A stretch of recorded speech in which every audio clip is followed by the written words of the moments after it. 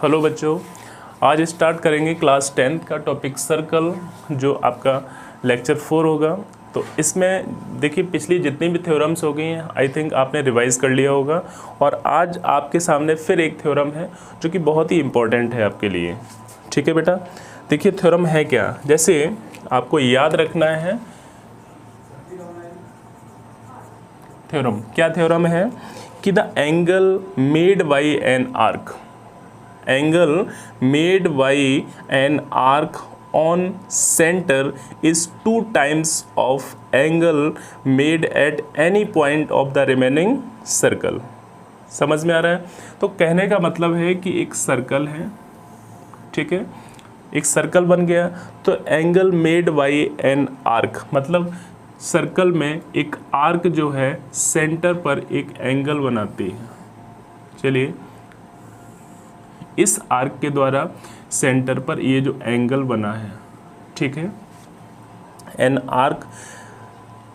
Arc on centre is 2 times, ये जो angle होगा वो 2 times of angle made on remaining part of circle, मतलब सर्कल के रिमेनिंग पार्ट पर जो भी एंगल बनेगा उस एंगल का ये डबल होगा। अगर ये 20 है तो ये 40 होगा, ये 60 है तो ये 120 होगा, ये 50 है तो ये 100 होगा। Is it clear? ये आपको ध्यान रखना है। अब देखिए, ये तो आपका O, ये A, ये B और ये C। बहुत ही सिंपल वे में आप देखें, सबसे पहले गिवन क्या है, given angle subtends by arc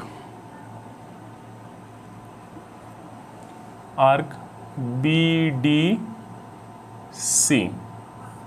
arc BDC, angle subtend by arc BDC on centre angle BOC। ठीक है, अब इसके बाद में टू प्रूव, आपको प्रूव क्या करना है, टू प्रूव में आपने लिखा कि angle BOC is equal to angle BAC, मतलब इसका ये डबल होगा। ठीक है, डबल होगा। अब टू प्रूव में कुछ कंस्ट्रक्शन भी करना पड़ता है कि जब हम प्रूव करते हैं तो टू प्रूव में आपने क्या किया, एक कंस्ट्रक्शन कर दिया, यहाँ से एक आपने लाइन ड्रॉ की, वो यहाँ से होती हुई ये पॉइंट आपका AO और इसको ले लिया E, क्योंकि ये D ऑलरेडी है तो यहाँ से लिखेंगे produce AE through centre O से मैंने इसको थ्रो किया। अब बेटा प्रूफ में देखेंगे कि सबसे पहले मैंने क्या किया कि इस ट्रायंगल को लिया, ट्रायंगल कौन सा है, AOB, in triangle AOB triangle में आपने देखा कि जब AOB ट्रायंगल को लेंगे तो सिंपल सी बात है कि OB is equal to OA radius है, और जब इक्वल है इसका मतलब जब कोई सी ट्रायंगल की 2 साइड इक्वल होती हैं तो वो जो ट्रायंगल होगा वो आपका आइसोसेल्स ट्रायंगल होगा। कौन सा? Isosceles triangle. ठीक है, तो आइसोसेल्स ट्रायंगल की 2 साइड इक्वल होती है, ये इसके इक्वल हो गई कंडीशन। अब इसके बाद में आपने देखा कि इसका मतलब है कि ये जो एंगल होगा इसके इक्वल होगा। इसको ले लेते हैं 1 2 3 और ये 4, तो सिंपल वे में लिख देते हैं angle 1 is equal to angle 2 because 2 sides equal. अगर 2 साइड इक्वल है तो एंगल भी इक्वल होंगे। क्लियर है?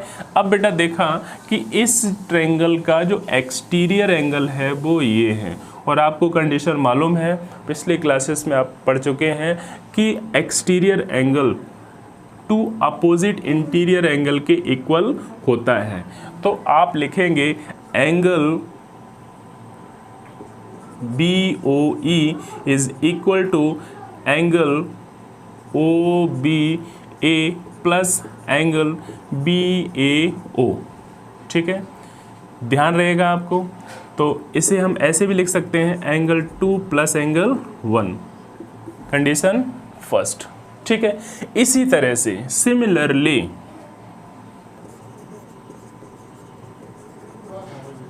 सिमिलरली आप ऐसे ही करेंगे तो इसमें लिख सकते हैं एंगल कौन सा, COE is equal to angle OCA plus angle, इसको लिखेंगे OAC। ठीक है बेटा, अब देखिए OC इसको लिया एंगल 3, इसको लिया angle 4, equation number 2। Any doubt, clear है? Add equation first and second, first और सेकंड को ऐड किया तो angle BOE plus angle COE is equal to angle 2 plus angle 1 plus angle 3 plus angle 4। Right बेटा, आगे की कंडीशन अगर इसे और इसे ऐड करेंगे तो एक साथ लिखा जा सकता है BOC इज इक्वल टू, आप देख सकते हो कि यहाँ पर एंगल 2 इक्वल टू 1 दिया गया है, 2 इक्वल टू 1, तो यहाँ से आप क्या लिख सकते हो, एंगल 1 प्लस एंगल 1।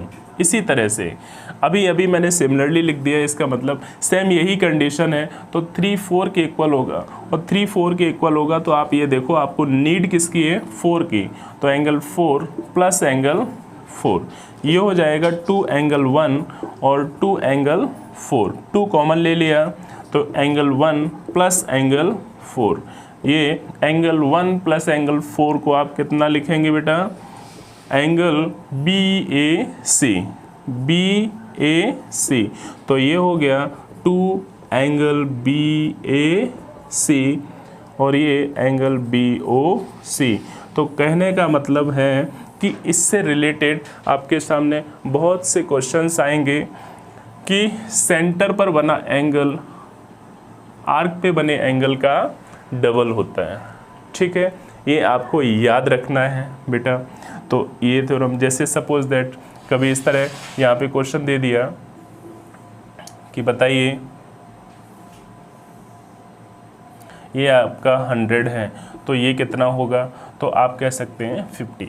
अब ये आ गया तो एक बात मुझे और ध्यान आ गई कि इससे आप ये भी ध्यान रखें कि सेम सेगमेंट पर बने एंगल भी इक्वल होते हैं, सेम सेगमेंट पर बने एंगल इक्वल होते हैं, ये भी आपको ध्यान रखना है। ठीक है, अब देखिए इससे रिलेटेड कुछ क्वेश्चंस को करा देते हैं।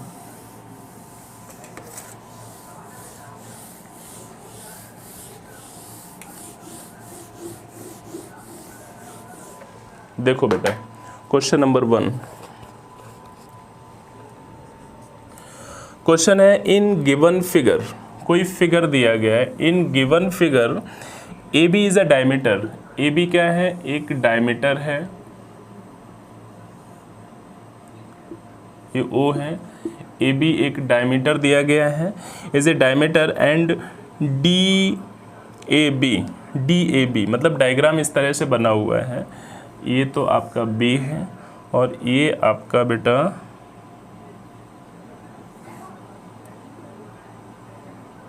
ये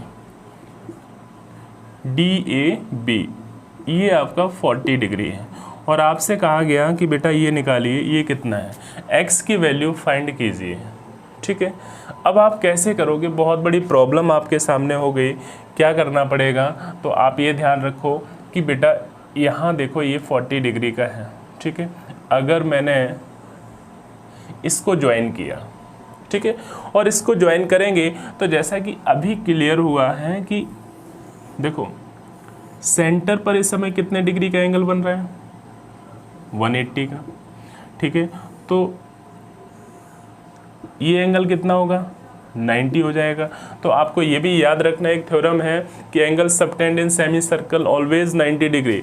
सेमी सर्कल में बना एंगल 90 डिग्री का होता है, तो ये 90 डिग्री है, तो ये कितना हो जाएगा, इसे हम फाइंड कर लेंगे। चलिए फाइंड कर लेते हैं बेटा। तो angle DAB is equal to 40 और angle ADB equal to 90। Angle subtended in semicircle में एंगल बना है इसलिए 90 होगा, तो उसे हम फाइंड करेंगे। तो simple angle DAB plus angle ADB plus angle ABD is equal to 180। ये 40, ये 90, ये पता नहीं है आपको, इज इक्वल टू 180। ऐड कर दीजिए 130, तो angle ABD is equal to 180 minus 130। तो ये बेटा आ गया आपका 50 डिग्री। ये एंगल कितना हुआ, 50। अभी बताया था कि सेम सेगमेंट पे बने एंगल इक्वल होते हैं। तो आप देखिए ये जो सेगमेंट है AD, इसी पर एंगल बन रहा है आपका ये, और इसी सेगमेंट पे एंगल बन रहा है ये। तो इसी सेगमेंट पे और इसी सेगमेंट पे, तो सेम सेगमेंट पर बने एंगल इक्वल होते हैं, आपको याद रखना है। इसलिए x is equal to 50। Angle subtends on same segment, तो सेम सेगमेंट पे बने एंगल इक्वल होते हैं। तो ये एंगल आपका 50 डिग्री का हो गया। क्लियर है? नेक्स्ट क्वेश्चन देखिए। चलिए नेक्स्ट क्वेश्चन। कहने का मतलब है कि थ्योरम अगर क्लियर है तो बेटा प्रॉब्लम नहीं आएगी, क्वेश्चन बहुत इजी हो जाएंगे, सिंपल हो जाएंगे। देखिए क्या है, prove that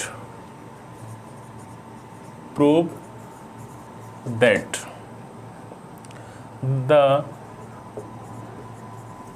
angle of major segment is an acute angle। कहने का मतलब है कि मेजर सेगमेंट में बना एंगल एक्यूट होता है। तो इसको कैसे प्रूव करना है ये आप देख लीजिए। आपने क्या किया, सबसे पहले ये लो, ये O है, ये A है, ये B है और ये आपका C है। कहने का मतलब है कि ये एंगल एक्यूट होगा क्योंकि ये मेजर सेगमेंट में बना हुआ है, ये आपको प्रूव करना है। तो यहाँ पे गिवन में लिख दीजिएगा कि मेजर सेगमेंट, यहाँ पे देखें आपका मेजर सेगमेंट और मेजर आर्क आपकी है ACB। ठीक है, तो अब क्या करेंगे, अगर ये दिया है तो आपसे कहा गया है टू प्रूव करना है। क्या प्रूव करेंगे कि angle ACB less than equal angle 90 degree, कि ACB जो एंगल होगा वो 90 डिग्री से कम होगा, तभी एक्यूट होगा। तो आप देखिए मैंने प्रूफ करने के लिए सिंपल तरीका, सबसे पहले आप देखो कि angle ACB is equal to, क्या होता है, angle ACB is equal to 1/2 is angle AOB। ठीक है, ये दिया गया है कि ACB जो दिया है, ACB ये एंगल किसके इक्वल होगा, हाफ ऑफ एंगल AOB बी इसी के इक्वल होगा। अब आप देख सकते हो कि अगर कोई लाइन सेंटर से पास हो रही है तो ये 180 का एंगल बनेगा, लेकिन ये 180 से कम है, माइनर सेगमेंट में है, तो आप क्या करेंगे, angle A O B is less than 180। कितने से लेस है, 180 से, डिवाइड बाई 2, डिवाइड बाई 2, 2 से डिवाइड किया तो ये आ गया 1/2 angle A O B less than 180/2, तो 1/2 angle A O B less than 90। तो आप देख सकते हो कि 1/2 angle A O B less than 90, 90 से कम है, ठीक है। और आपको मालूम है कि जो ये वैल्यू है वो इसके इक्वल है, तो क्या इसकी जगह हम इसको पुट कर सकते हैं, इसकी जगह इसको पुट कर सकते हैं। इसका मतलब हुआ कि अगर कहीं लिखा है ए सी बी, ठीक है, सबसे पहले आपने देखा कि 1/2 ए ओ बी लेस देन 90, तो ये फर्स्ट है, तो फ्रॉम